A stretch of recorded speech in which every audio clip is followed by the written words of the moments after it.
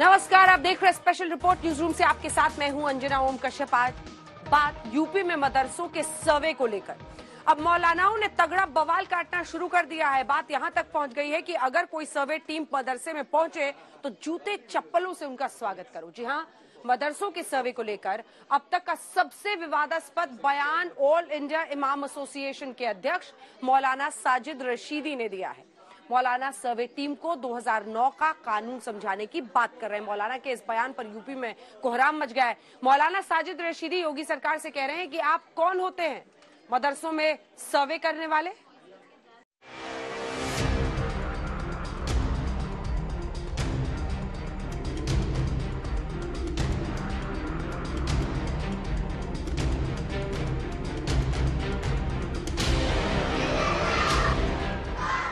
योगी सरकार ने मदरसों का सर्वे क्या शुरू किया?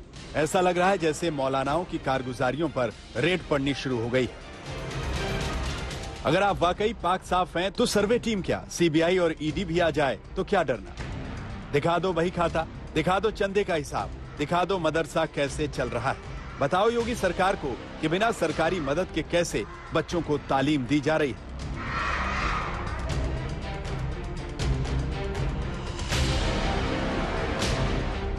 लेकिन नहीं, ये मौलाना तो समझाने के बजाय भड़काने पर लगे हुए हैं और मदरसों में पहुंच रही सर्वे टीम को जूते चप्पलों से पीटने की बात कर रहे हैं।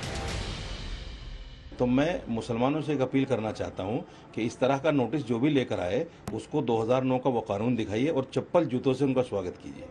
अभी तक आपने देखा कि मदरसों में सर्वे को एआईएमआईएम के अध्यक्ष ओवैसी ने छोटा एनआरसी बताया। समाजवादी पार्टी के सांसद एसटी हसन ने सर्वे के बाद मदरसों पर बुलडोजर चलने का अंदेशा जताया। जमीयत उलेमा हिंद के प्रमुख मौलाना महमूद मद्दी ने कहा कि मदरसों पर सरकार की निगाह गलत है। ये जो अपने आप को सेकुलर कहते हैं जो और हमको गाली देते हैं, आज वो खामोश क्यों है? आज खामोश क्यों है भाई? मदरसों पे सर्वे हो रहा है, खामोश क्यों है? बोलिए ना। नहीं बोलेंगे तो ये इनकी हिपोक्रेसी है, ये इनका दोहरा चेहरा है जो बुरी तरह से लोग एक्सपोज हो रहे हैं। और अब इन सबसे 2 कदम आगे बढ़कर ऑल इंडिया इमाम एसोसिएशन के अध्यक्ष मौलाना सादिक रशीदी कह रहे हैं कि मदरसों का सर्वे संविधान के खिलाफ है। मदरसे उनकी ज़कात से चल रहे हैं। योगी सरकार कौन होती है जो मदरसों से उनका हिसाब पूछ रही है? सर्वे करने वालों को जूते चप्पलों से पीटो। तो ये बेवकूफ़ लोग हैं जिनको संविधान का, कानून का कोई ज्ञान नहीं है। जो ये लोग ये कहते हैं कि साहब प्राइवेट मदरसे भी, अरे भाई जो प्राइवेट मदरसे हमारे 2.5% की ज़कात पर चलते हैं, आप कौन होते हैं उनका हिसाब लेने वाले? भाई आप होते कौन हैं कि आप उनका सर्वे कराएंगे कि साहब चंदा का? मैं बता रहा हूँ ना कि मैं ज़कात देता हूँ 2.5%, मेरी ज़कात से चलता है मदरसा। जितने भी मदरसाज हैं जिनमें कुरान की, हदीस की तालीम होती है, वो सिर्फ 2.5% की ज़कात पर चलते हैं। उनका कोई कहीं से कोई किसी तरह का वो नहीं है। हाँ, आपके जो मदरसाज हैं जो लीगल एड लेते हैं सरकार से, आप कराइए उनका सर्वे, उनका आधुनिकरण कीजिए, उनमें दुनियावी शिक्षा दीजिए, उनमें जो चाहे आप कीजिए, ये आपका अधिकार है। लेकिन आप कहें कि साहब हम जो है प्राइवेट मदरसों का भी करेंगे, तो मैं मुसलमानों से एक अपील करना चाहता हूँ कि इस तरह का नोटिस जो भी लेकर आए उसको 2009 का वो कानून दिखाइए और चप्पल जूतों से उनका स्वागत कीजिए। इस तरह का बयान लोग चर्चित होने के लिए देते हैं और किसी भी अफसरान के साथ बदतमीजी किसी कीमत नहीं करनी चाहिए। मजहब इस्लाम इसकी इजाज़त नहीं देता। जो मेहमान अपने यहाँ उनका इस्तकबाल करें, उनकी मेहमान नवाजी करें और अदब के साथ उनके साथ पेश आएँ और जो अपने यहाँ होता है सच्चाई के साथ उसको बताया जाए। वो सरासर गलत है और ऐसी भाषा का और ऐसे बयान बिल्कुल नहीं देने चाहिए। मुझे लगता है कि शायद उनका दिमाग ठीक नहीं है। और चप्पल जूतों से उनका स्वागत है। लग रहा है कि मौलाना साहब ने सर्वे के पूरे 11 बिंदु पढ़े नहीं है। योगी सरकार सर्वे में मदरसों में पढ़ने वाले छात्र छात्राओं की सुरक्षा से लेकर सुविधाओं जैसे पीने का पानी, फर्नीचर, बिजली, शौचालय के बारे में बात कर रहे हैं और मदरसों में क्या क्या पढ़ाया जा रहा है इस पर पूछताछ हो रही है ताकि मदरसों में अच्छी शिक्षा दी जा सके। मदरसों में कुरान के साथ साथ कंप्यूटर पढ़ाया जाता है तो हर्ज क्या है? हदीस के साथ साथ हिंदी और अंग्रेजी पढ़ाई जा रही है तो नुकसान क्या है? मौलवी बनने के साथ गणित का ज्ञान भी मिले तो दिक्कत क्या है? सवाल यह है कि आखिर मौलाना क्यों मदरसों में बच्चों को सीमित शिक्षा के बंधन में बांधना चाहते हैं? सर, मदरसे मान्यता प्राप्त होते ही नहीं है। सरकार से हमारा क्या लेना देना? हमें कुरान पढ़ाना है उसमें। हमें हदीस पढ़ानी है, उसमें हमें इमाम पैदा करने हैं, कुरान पढ़ाने वाला हाफिज़ पैदा करने वाला, हदीस पढ़ाने वाला मौलवी पैदा करना है। हम क्यों लेंगे सरकार से, जब हमारे संविधान ने, देश के संविधान में हमें ये कहा है कि अपने मज़हब पर आज़ादी के साथ अमल करने की और उसका प्रचार प्रसार करने की आपको इजाज़त, हम क्यों लेंगे भाई आपसे इसके लिए परमिशन कि हम कुरान पढ़ाएंगे नहीं पढ़ाएं, हम हदीस पढ़ाएंगे नहीं पढ़ाएं? हम पागल हो गए? हमें संविधान का ज्ञान नहीं क्या? जिन लोगों को संविधान का ज्ञान नहीं है वो इस तरह की बेहुदा बेतुकी बातें कर रहे हैं। आज मदरसे से जो बच्चा पढ़ता है, ये वो मौलाना अगर बन गया तो दूसरे बच्चे को भी वो मौलाना बनाने का काम करता है। वो ना कोई वकील बनता है, ना डॉक्टर बनता है, ना इंजीनियर बनता है, ना साइंटिस्ट बनता है। तो सरकार की जो चिंता है ऐसे बच्चों के लिए है कि वो देश की मुख्यधारा में आकर के इस देश की ताकत बने, ना कि कमजोरी। और सबसे बड़ी बात, जब सरकार की तरफ से यह सुनिश्चित किया जा रहा है कि सर्वे के बाद कोई मदरसा ना तो कैंसिल होगा, ना ही उस पर कोई कार्रवाई होगी, फिर क्यों मौलाना मुसलमानों को भड़काने में लगे हुए हैं? आप आज कहने लगे, जब आपकी सरकार आई, जब आपने हिंदुस्तान के अंदर सरकार बनाने के बाद कोई एक ऐसा अच्छा काम नहीं किया जिसको लेकर आप पब्लिक में जा सकें, तो आप मदरसों में पहुंच गए। इससे बुरा और घिनौना काम क्या हो सकता है कि साहब मैं नमाज पढ़ रहा हूं घर के अंदर और मेरी अरेस्टिंग हो जाए, मुझ पर FIR हो जाए। इस देश के अंदर संविधान को बिल्कुल खत्म कर दिया इन लोगों ने, बाला ताक रख दिया है। संविधान को नहीं मान रही है सरकार। कहीं कोई मदरसा ना कैंसिल होगा, ना किसी मदरसे पे कोई कार्रवाई होगी। मैं पूरी जिम्मेदारी से ये सुनिश्चित कर रहा हूँ। ये सर्वे, जैसे मैंने बताया, कि केवल फिगर लेने के लिए कि कोई योजना अगर बनाती है सरकार तो उसको कैसे कनेक्ट कर सके, और जो सरकार की योजनाएं चल रही हैं उन स्कीम से कैसे उन मदरसों को कनेक्ट कर सके, इसलिए है। और इसमें योगी सरकार ने तो मदरसों को और मजबूत करने का काम किया और बेहतर करने का काम किया, और हम लगातार अपने दीनी तालीम को और अच्छा बनाकर, अपने नौजवानों को अच्छी शिक्षा देकर उनके बेहतर भविष्य के रास्ते को प्रशस्त। सवाल ये है कि मदरसों का सर्वे मौलाना और मुस्लिम संगठनों को चुभ क्यों रहा है? क्यों मदरसों का आधुनिकीकरण और मदरसों में अच्छी शिक्षा मुस्लिम धर्म के ठेकेदारों को मंजूर नहीं? आज तक ब्यूरो। मौलाना साजिद रशीदी क्यों 2009 के कानून की बात कर रहे हैं? हम आपको बता दें कि शिक्षा का अधिकार अधिनियम 2009 के तहत धार्मिक संस्थान इसमें शामिल नहीं है। ऐसे में सवाल यह है कि क्या राज्य या फिर केंद्र सरकार का कोई अधिनियम इस पर लागू नहीं होता? सवाल ये भी है कि अगर सरकार किसी धार्मिक इदारे को दुरुस्त करना चाहे तो क्या वो गलत है? मदरसा एसोसिएशन ने सर्वे पर अधिकारियों से नाराजगी जाहिर की है और बताया है कि सर्वे से डर का माहौल पैदा हो रहा है। लेकिन क्या ये सच है? आज तक ने जब कई मदरसों का रियलिटी चेक किया तो मदरसा संचालक सर्वे के लिए राजी हैं। तो क्या मौलाना सिर्फ और सिर्फ सर्वे पर मुसलमानों को भड़का रहे? सीधा सवाल। इंग्लिश में क्या आता है? ABCD आती है? सुनाओ। ABCDEFGHIJ।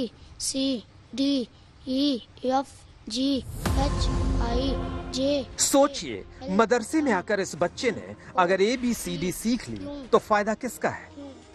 इस बच्चे, इसके माता पिता का।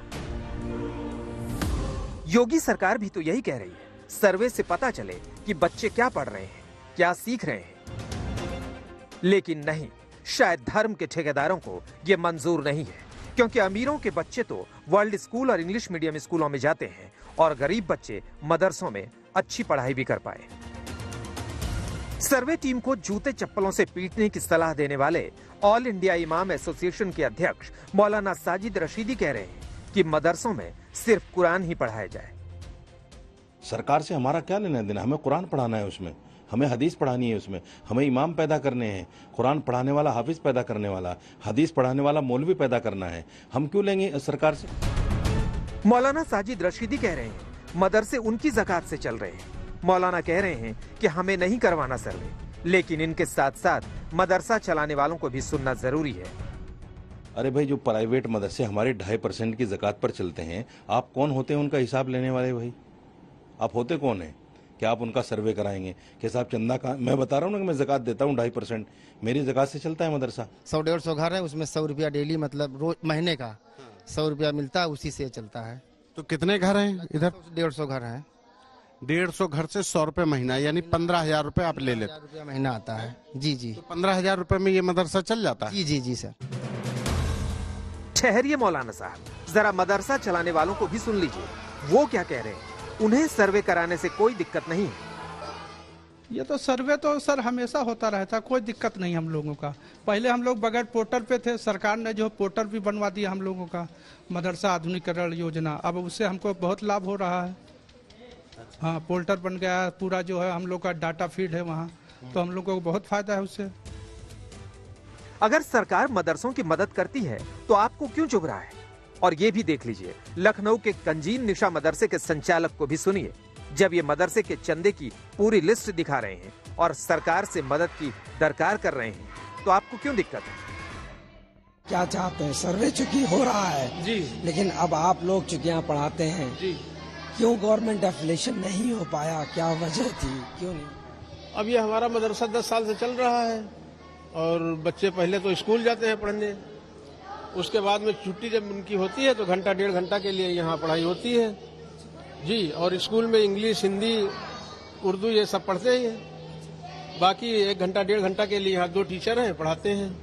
तो आप लोग कैसे एक्सपेंसेस, अपने जो खर्चे हैं कैसे चलाते हैं? इसमें सबके सहयोग से होता है जी। आप भी लोगों से मदद लेते हैं? जी, लोग इसमें सहयोग करते हैं, दान करते हैं। अच्छा जी। तो ऐसे में क्या आप चाहते हैं कि क्या हो? चूंकि अभी तो सरकार चलो सर्वे करा रही है, लेकिन आप लोगों का अपना क्या मत है, क्या होना चाहिए? अरे भाई, सरकार हमारा भी सहयोग करे और क्या। ये सब ये दान के पैसे आते हैं, ये दान के पैसे आते हैं, इसी से सब होता है। ये सब लोग देते हैं, कोई 100 कोई 200 रुपए देता है, उसी से चलता है यहाँ का काम जी। बड़ी परेशानी आती होगी आपको? यहाँ दिक्कतें तो बहुत हैं, लेकिन ये है सरकार से सहयोग की उम्मीद करते हैं और क्या।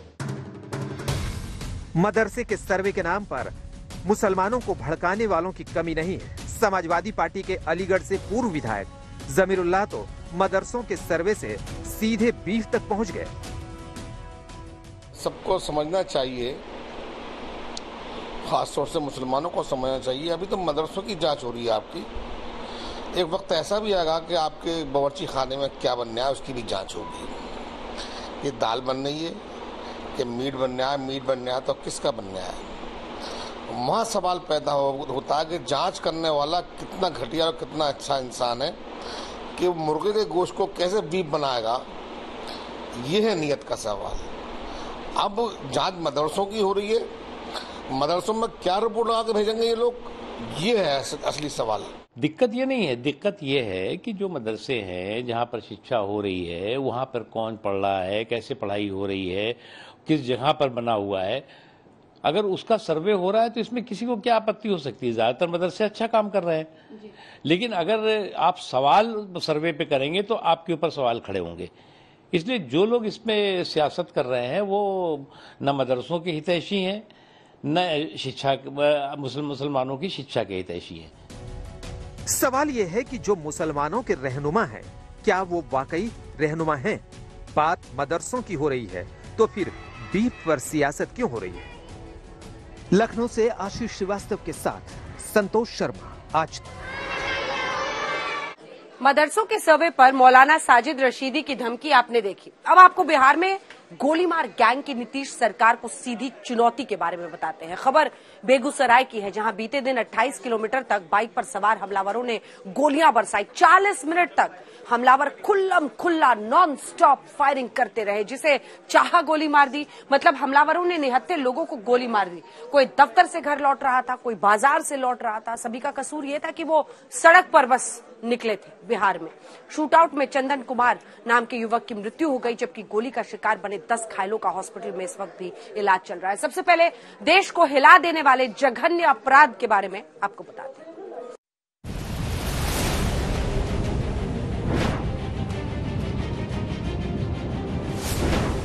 शाम का वक्त और सड़क पर रफ्तार से दौड़ती एक मोटरसाइकिल। किसी को नहीं पता था कि सड़क पर दौड़ रही बाइक चंद मिनटों बाद पूरे देश को हिलाकर रख देगी। दरअसल 2 बाइक सवारों ने 80,000 पुलिस वालों को खुल्लम खुल्ला सीधी चुनौती दे डाली, पकड़ सको तो पकड़ लो। आज से पहले ऐसा कभी नहीं सुना होगा, आज से पहले ऐसा कभी देखा भी नहीं होगा। ना कोई रंजिश, ना कोई दुश्मनी। 28 किलोमीटर तक वो गोली बरसाता रहा, 28 किलोमीटर तक यमराज बनकर घूमता रहा। चेहरा पसंद आया तो जिंदगी, वरना गोली।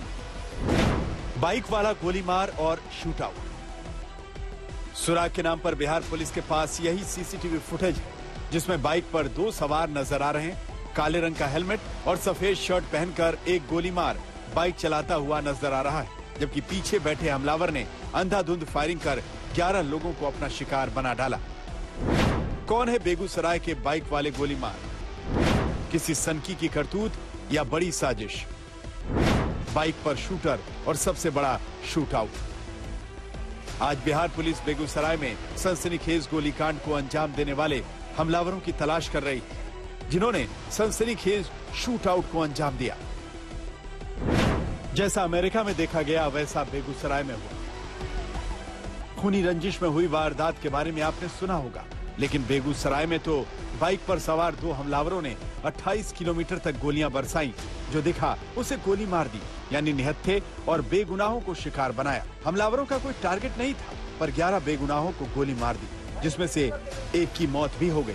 पहली बार वारदात के बारे में सुनने पर ऐसा ही लगता है जैसे अमेरिका में शूट आउट होते हैं, कोई सिरफिरा या सनकी हथियार लेकर आता है और अंधाधुंध फायरिंग कर बेगुनाहों को अपना शिकार बना देता है। तो क्या बेगूसराय में बाइक पर सवार गोली मार कोई सिरफिरा था? क्या बाइक चलाने वाला और गोली चलाने वाला दोनों सनकी है? अगर वारदात सनक का नतीजा है तो क्या दोनों सिरफिरे हैं? अगर वारदात सनक का नतीजा नहीं है तो शूट आउट का मकसद क्या है? क्या बिहार में दहशत फैलाने की नीयत से बाइक वाले गोली मार ने फायरिंग की? अभी पुलिस को वारदात से जुड़े ऐसे ही तमाम सवालों के जवाब तलाशने हैं, लेकिन हम आपको दिखाते हैं करीब 40 मिनट तक 2 बाइक सवार हमलावरों ने 28 किलोमीटर तक गोलियां कैसे बरसाई। बिहार का बेगूसराय जिला मंगलवार शाम 5 बजे से 6 बजे के बीच में गोलियों की तड़तड़ाहट से गूंज उठा। दरअसल राष्ट्रीय राजमार्ग 28 और 31 के बीच कल शाम 2 बाइक सवार अपराधियों ने ताबड़तोड़ तकरीबन 28 किलोमीटर के दूरी में फायरिंग की, जिसमें तकरीबन 10 लोग को गोली लगी और एक की मौत हो गई। इस वक्त हम मौजूद हैं बछवाड़ा थाना अंतर्गत गोधना में, जहां की पहली फायरिंग की घटना घटी। आप पीछे देख सकते हैं, ये बछवाड़ा थाना क्षेत्र का इलाका है और इसी इलाके में अपराधियों ने सबसे पहले गोलीबारी की, जिसमें 2 लोगों को गोली लगी और उसके बाद वो आगे बढ़ गए। हमलावर बेखौफ थे, उन्हें ना तो पुलिस का डर था और ना ही कानून का रत्ती भर खौफ, क्योंकि एक स्पॉट पर गोली बरसाने के बाद दोनों अगले स्पॉट तक बढ़ते चले गए। यानी शूट आउट को अंजाम देने वाले गोलीमार पूरी तैयारी के साथ आए थे। बछवाड़ा थाना अंतर्गत गोधना में पहली घटना को अंजाम देने के बाद तकरीबन 10 मिनट तक बाइक चलाकर अपराधी तेगरा थाना अंतर्गत पिरहौली पहुंचे, जहां इस वक्त हम मौजूद हैं और आपको हम उसी जगह पर लेके आए हैं जहां पर दूसरी घटना को अंजाम दिया गया था। ये वही जगह है जहां पर आपको हम बता रहे हैं कि किस तरीके से अपराधी यहां पर आए। बाइक उनकी चल रही थी और फिर उन्होंने इसी जगह पर 2 लोगों को फिर से गोली मारी और उसके बाद फिर वो आगे बढ़ गए। अभी तक हमलावरों के दिमाग में दौड़ रही साजिश थमी नहीं, तभी तो आगे जाकर एक स्पॉट पर ताबड़तोड़ फायरिंग की। बछवाड़ा के गोधना में पहली घटना को अंजाम दिया, 2 लोगों को गोली मारी। उसके बाद 4 किलोमीटर का सफर तय करने के बाद वो तेगरा थाना अंतर्गत पिधौली पहुंचे, जहां पर अपराधियों ने फिर 2 लोगों को गोली मारी और उसके बाद 10 किलोमीटर का सफर तय करके दोनों अपराधी पहुंचे फुलवरिया थाना अंतर्गत बरगाह डी में, जहां इस वक्त हम मौजूद हैं। और यहां पर भी अपराधियों ने 2 लोगों को गोली मारी, लेकिन सबसे बड़ी घटना यहीं पे घटी, जहां चंदन सिंह नाम के एक पूर्व पंचायत सदस्य है, पंचायत समिति सदस्य थे, उनको गोली मारी, जिसमें उनकी मौत हो गई।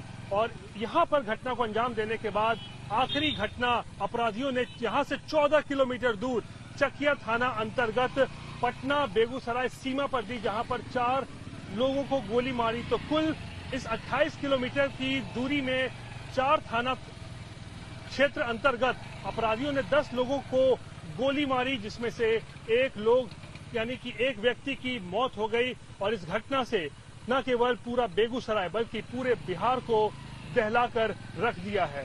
फिलहाल पुलिस ने इस पूरे मामले में जांच कर रही है और अब तक 5 संदिग्धों को हिरासत में लिया गया है, लेकिन इस पूरी घटना ने एक बार फिर से सरकार के ऊपर सवाल खड़े कर दिए हैं, खासकर कानून और व्यवस्था के मुद्दे पर। बेगूसराय से रोहित सिंह के साथ आज तक ब्यूरो। और इसी पर बातचीत करने के लिए केंद्रीय मंत्री गिरिराज सिंह इस वक्त हमारे साथ जुड़ रहे हैं। गिरिराज जी, आप सांसद हैं, वहां से आप फौरन वहां पर पहुंच गए। सवाल यह है कि ये सब कुछ शाम में हुआ है। बेगूसराय में 28 किलोमीटर 30 से 40 मिनट और अंधाधुंध गोलियां चली हैं। थाना दर थाना 4 थानों से गुजरा, किसी ने कुछ नहीं किया। एक व्यक्ति की मौत हो गई है, 11 लोगों को गोली लगी, 24 राउंड फायरिंग हुई। लेकिन सरकार कह रही है कि हमने, नीतीश कुमार कह रहे हैं, हमने सबको सचेत कर दिया है, हम एक्शन ले रहे हैं। तो क्यों ना भरोसा किया जाए? देखिए, मुझे तो लग रहा है कि देश में ये जनता की राज है, माननीय मुख्यमंत्री जी के शब्दों में, क्योंकि वो जंगल का राज बोल नहीं सकते। आजकल वो मुखौटा वाले चीफ मिनिस्टर हैं, असली चीफ मिनिस्टर कोई और है। कौन सा जनता की राज है? 30 किलोमीटर 40 किलोमीटर तक कोई अपराधी 2 बाइक से हो, 1 बाइक से हो, कितने बाइक से हो, तांडव नृत्य करे और इनकी 4 थाना और 3 ओपी से क्रॉस करे क्योंकि अपराधियों में अब भय नहीं, अपराधी भय मुक्त हो गए हैं और जनता भय युक्त हो गया है, भयभीत हो गया है। अब माननीय मुख्यमंत्री जी, हमें तो कुछ समझ में नहीं आया, मैं उनके साथ काम किया हूं।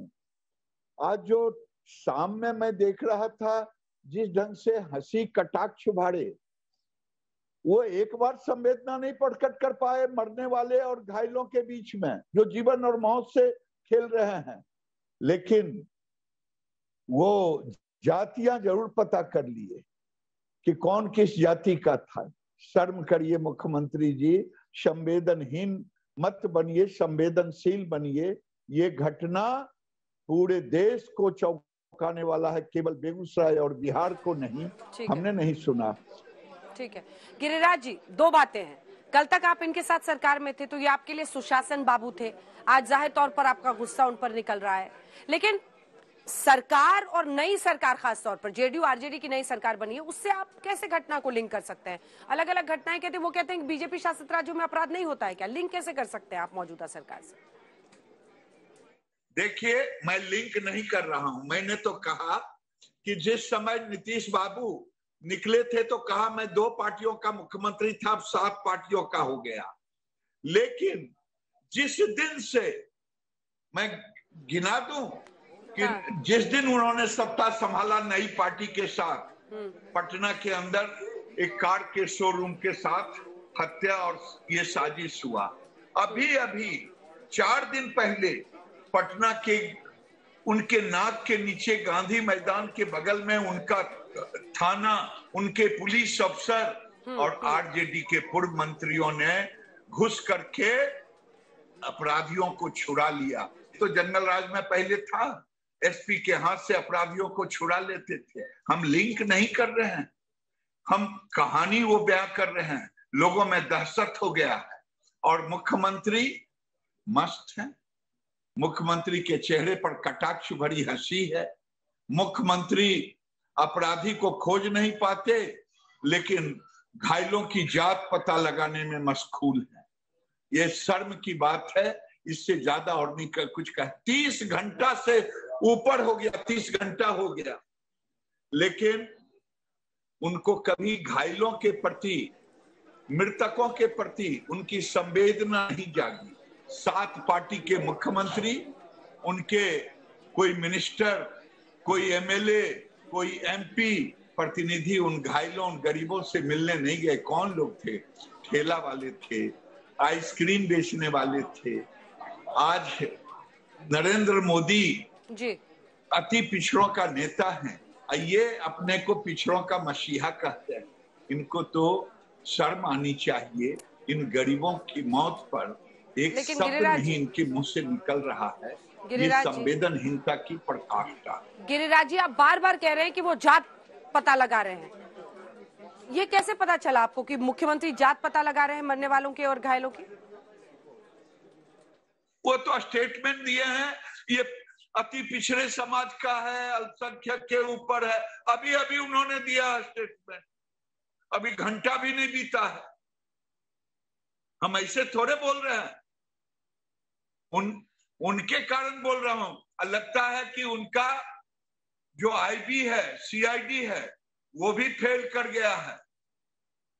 मृतकों के बीच में इन्होंने जातियों से जोड़ने की कोशिश की। वो समाज के हर वर्ग के लोग हैं, सभी हिंदू हैं। ये मैं मुख्यमंत्री जी को आपके माध्यम से ज्ञान देना चाहता हूं। वो उसमें अपर कास्ट भी है, अति पिछड़े भी हैं, पिछड़े भी हैं, यादव भी है, पासवान भी है, राजपूत भी है, ब्राह्मण भी है, पंडित भी है, कुम्हार भी है, भूमिहार भी है। ये किसको आप खोज रहे हैं?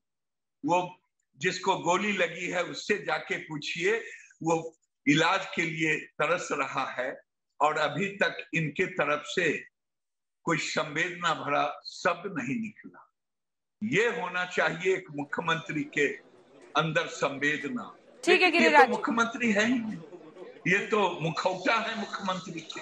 असली मुख्यमंत्री तो कोई और है। ठीक है, बहुत धन्यवाद आपका गिरिराज जी, आज तक पर हमारे साथ जुड़ने के लिए और तमाम मुद्दों पर सवालों का जवाब देने के लिए। बेगूसराय गोलीकांड में थोड़ी देर पहले जो संदिग्ध है उनकी तस्वीरें जारी की गई हैं। तस्वीरें आपको दिखाते हैं। शुरुआती जांच में मिले सुराग के आधार पर पुलिस को लगता है कि वारदात में 2 नहीं बल्कि 4 हमलावर शामिल थे, यानी 2 बाइकों के इस्तेमाल किया गया। अब इन्हीं 4 तस्वीरों के बिना पर सभी आरोपियों की सरगर्मी से तलाश शुरू हो गई है, लेकिन कई घंटे बीत चुके हैं, अभी तक ये दोनों पुलिस की गिरफ्त से बाहर। इसी के साथ स्पेशल रिपोर्ट में इतना ही। देश दुनिया की बाकी खबरों के लिए आप देखते रहिए आज तक। आज तक HD, सबसे तेज, सबसे ज्यादा।